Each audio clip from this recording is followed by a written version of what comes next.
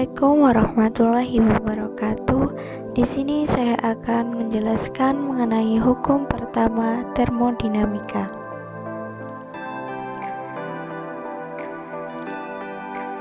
Hukum pertama termodinamika berbunyi, kenaikan energi internal dari suatu sistem termodinamika sebanding dengan jumlah energi panas yang ditambahkan ke dalam sistem dikurangi dengan kerja yang dilakukan oleh sistem terhadap lingkungannya. Dalam kehidupan sehari-hari, kita dapat menjumpai contoh dari pernyataan hukum pertama termodinamika. Salah satunya adalah termos. Berikut adalah gambar termos yang biasa kita gunakan. Dalam sebuah termos terdapat beberapa bagian, di antaranya ialah tutup termos, dinding dalam kaca, dinding luar kaca, ruang hampa udara, air panas, dinding pelindung, serta karat penahan kaca. Termos ialah salah satu peralatan rumah tangga yang saat ini banyak digunakan oleh ibu rumah tangga di Indonesia. Setiap bagian-bagian dari termos memiliki fungsinya sendiri-sendiri. Yang pertama ialah tutup termos. Tutup termos ini biasanya terletak di bagian atas seperti pada gambar yang telah disediakan. Tutup termos berfungsi untuk menutup termos setelah isi dengan air panas. Tutup ini berfungsi untuk mencegah perpindahan kalor secara konduksi. Kemudian ialah dinding dalam kaca. Fungsi dari dinding dalam kaca ialah untuk mencegah perpindahan kalor dari air panas agar tidak terserap oleh dinding. Kemudian ialah dinding luar kaca. Bagian dinding luar kaca ini biasanya berupa bahan beling yang berfungsi untuk mencegah perpindahan kalor secara radiasi.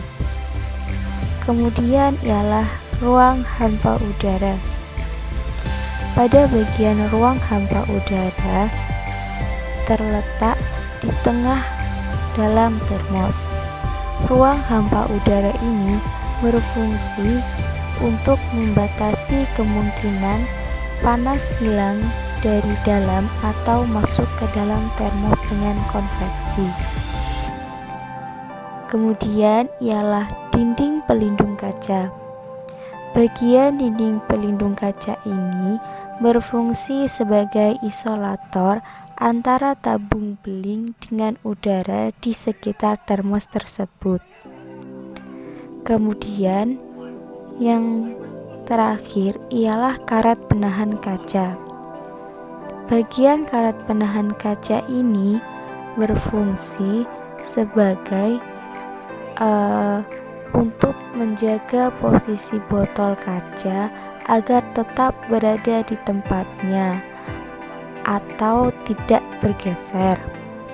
Contoh lain dari penerapan hukum pertama termodinamika ialah mesin Carnot. Mesin Carnot adalah suatu mesin yang bekerja atas dasar siklus Carnot yang ditemukan oleh Sandi Carnot. Dalam siklus Carnot terdapat 4 proses termodinamika, yaitu 2 proses isotermal dan 2 proses adiabatik. Siklus pada mesin Carnot, jika dilihat dari gambar yang telah disediakan, yaitu pertama ialah proses A menuju B. Proses tersebut merupakan proses pemuaian yang terjadi secara isotermal. Pada proses ini, sistem menyerap kalor sebesar Q1 dari reservoir suhu tinggi T2 dan menghasilkan usaha WAB. Lalu untuk proses selanjutnya yaitu proses A menuju C. Proses itu merupakan proses pemuaian yang terjadi secara adiabatis.